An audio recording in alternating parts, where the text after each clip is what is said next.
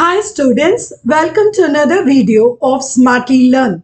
In this video, let's find a solution for the ninth question in exercise 5.3. Find dy by dx given y is equal to sine inverse 2x divided by 1 plus x square.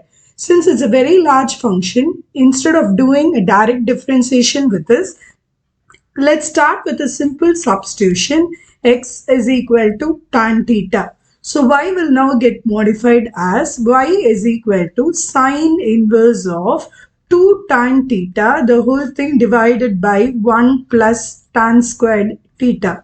So y will now, you can simplify, y is equal to sine inverse of, remember the formula, 2 tan theta by 1 plus tan squared theta is nothing but sine 2 theta. Now you see sine inverse of sine 2 theta, so y will be simply equal to theta.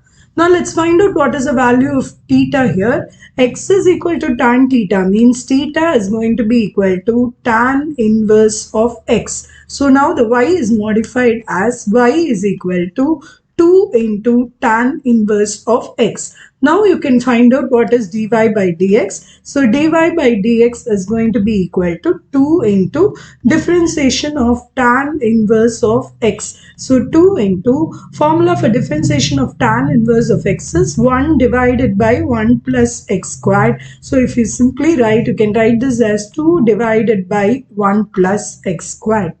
In the next video, we will find the solution for the 10th question in this exercise. See you in the next video. Bye.